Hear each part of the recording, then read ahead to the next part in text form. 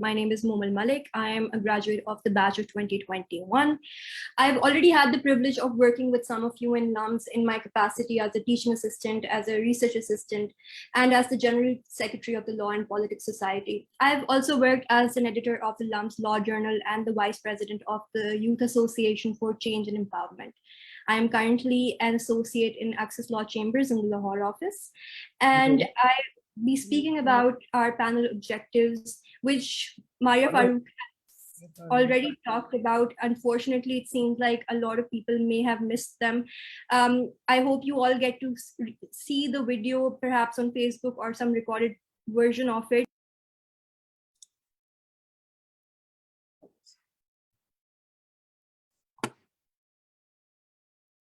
Momal, you're on mute. Yeah, sorry, Momal, you seem to be on mute. Sorry. Somehow going on mute. हाँ नहीं वो I think I clicked on it once because ये बाकी बीच में unmuted लोगों को बंद करते हुए हो गया. Sorry, go ahead, Momal. Should I restart? Should I? No, we could hear you. I think we just missed like the last 10 seconds. Okay. So essentially what I was saying was, I hope you get to see Maria Farooq's panel objective description as well. She talked about how we can involve and engage more alumni, how we can improve communication with them. She also talked about expanding our community involvement, giving back to the community essentially.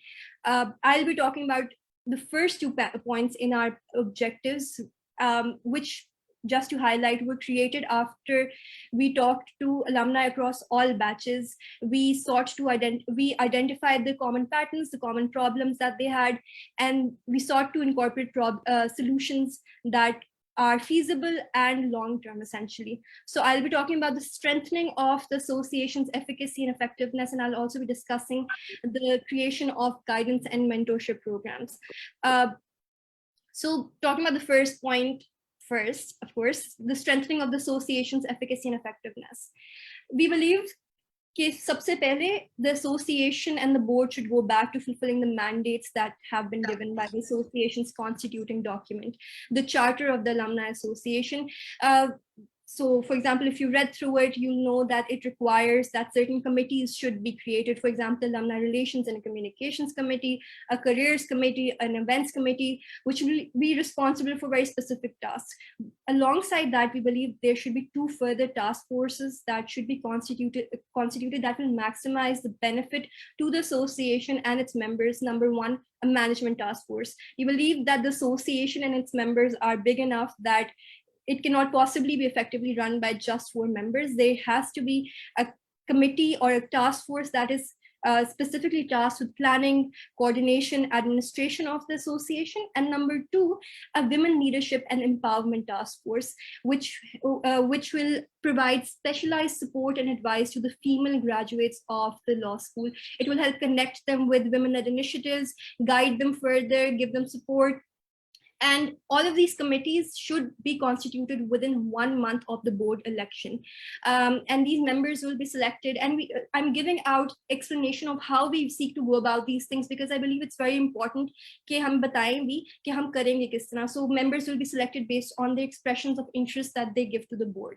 And this is something we also believe कि performance report भी उतनी ही जरूरी है जितनी आप task force बना दोगे. That doesn't solve all the issues. So members, so we believe that the board should be transparent. We recognize that they're in voluntary positions, but they also owe a certain duty to the association of upholding a certain standard.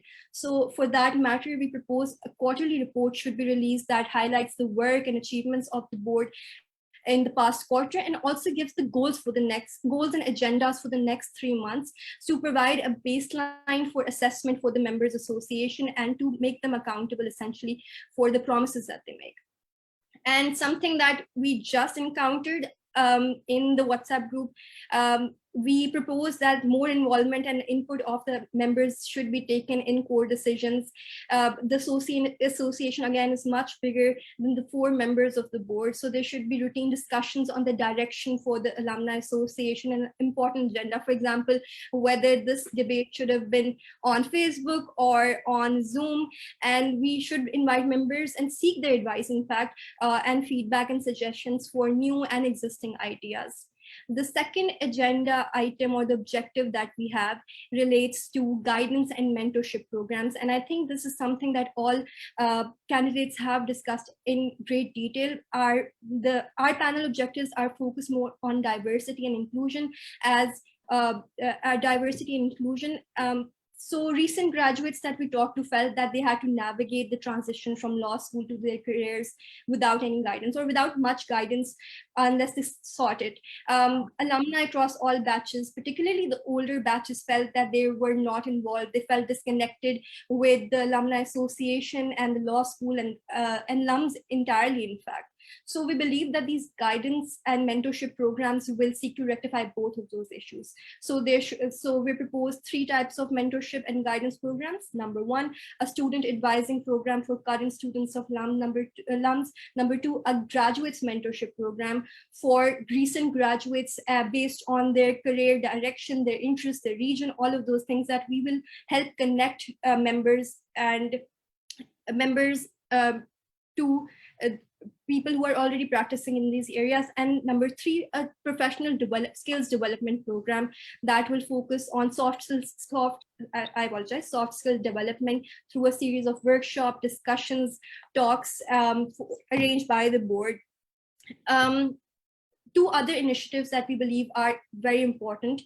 Creating a working paper regarding the master's program, law and non-law, which will talk about the programs that our alumni have been a part of, the scholarships, the funds that they received, and their details as well, which will act as a starting point for people applying to master's program. So, and have all of that written down in detail, and we can keep updating that. Number 2, we also believe that there should be a focus on professional development in careers other than the traditional law practice.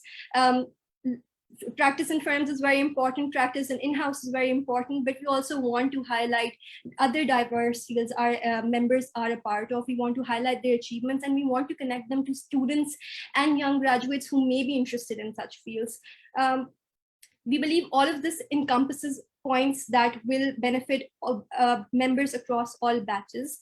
And before I move on, I want to highlight something that Maya Farooq already highlighted, that we recognize that the boards of the previous alumni associations have worked very hard to create a functioning structure for the association. And our goal is to work on that and build on those pillars for long-term sustainable changes. We hope to streamline the operation of the association to make it more inclusive and to make it more representative across all batches. And again, we'll be open to modifying our points with the 2 members that are already on the board uncontested. That's pretty much it. Thank you. Thank you. Thank you.